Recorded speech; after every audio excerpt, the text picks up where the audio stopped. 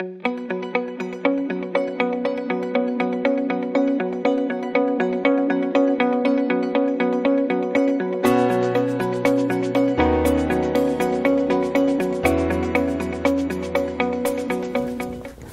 put relationship matters at the end, kind of as a kind of broad category, because everything we've been talking about, other than a little bit with the building, is about relationships.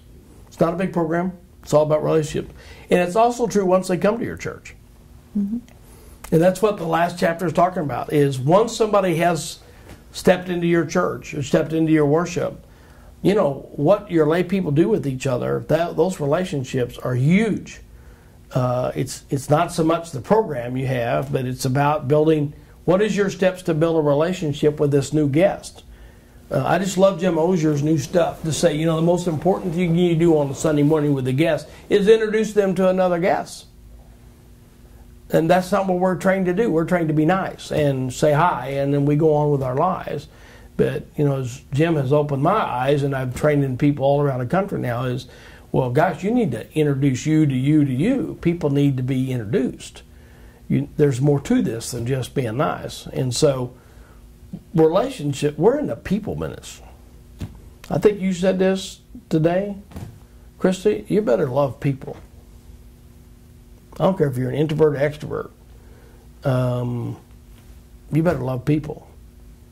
I mean, you can look at my ministry and wonder all kinds of things probably about my style, this style, or how pushy or not pushy I am, or how driven or not driven I am, or whether I'm an extrovert or an ENPJ, or all those kind of good things. But here's what the people who I've served with would tell you about. I love people.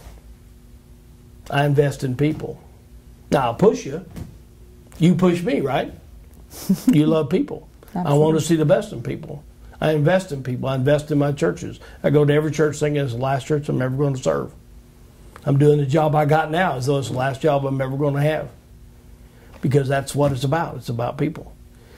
I find churches, that passion is just not there. So that last thing about people is we need to wake up and get some fire back in our belly for people. I don't know how to say it politely. I don't mean that I don't care what your theology is. I don't care what kind of label you put on yourself. Is we got to get some passion back for people. And people to come in our faith communities. We're not going to have any. And I think faith communities still have value in people's lives. So I'm pretty passionate about that. And that whole last chapter is about what is your steps for relationships and for building. So somebody new is here. Now what? And how do they get from being a guest to being a follower of Jesus? I don't care about membership. It's about how do you get from being a guest to following Jesus. Ever how you do that. I'm not into that. I'm into, at your church and your life, how do you get from being a guest to being a follower of Jesus, whatever that means to you. So how do you do that, church?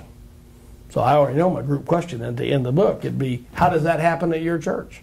Ask you around in your group discussion, how does somebody what are the steps to get from guests at your church to a follower of Jesus? Would we even know if it happened? I mean, most churches, that's a blank stare. It's by osmosis. So, and then what could your group do? I mean, are you sitting out on Sunday morning looking around for the guests? Or are you thinking the church has got it? Which is the old style. That, the church is going to send a letter, the church is going to send a card, the pastor is going to call. Really? That's not what means anything today. What means, not that shouldn't happen, it should. But what means something is when you do something. What values with people is when each other does something. And I'll finish with this. I was in the new room in Europe this year with John Wesley on the John Wesley tour. I was just, as the historian was talking about the new room, this just blew me away. That when they would have services there almost every night, John Wesley it was a apprenticing thing, actually. It's where most pastors that came to America went through the new room, by the way, in Bristol. And so John Wesley would gather his band leaders up or his class leaders up when they was preaching and say, now you sit out in the audience in different places for the preaching time. And you're not just sitting there soaking up like a sponge. You're watching. Your job is to watch people. And if you see somebody particularly moved by the message, particularly moved in the sermon, you need to go up to them afterwards and see if there's anything you could do to get them to your band or class. Well, that really struck me. I mean, that's the beginning of a system. Again, Wesley had systems for everything. So we never do that. We should be saying to our lay people, okay, when you're in church today, here's your assignment. You're going to sit here, here, here, and here, and I want you to watch the audience. If anybody looks like they're moved by the Spirit, you get to them after service and see what that's about and see if you can move them to the small group. Because Wesley believed that's where the real learning was going to happen. Now, isn't it interesting that he had a system in the 1700s, mostly lay-driven? You're not just sitting there, but you're taking an active role with the people in the room to say, could I help you take another step? Well, I'd ask your group, are you doing that?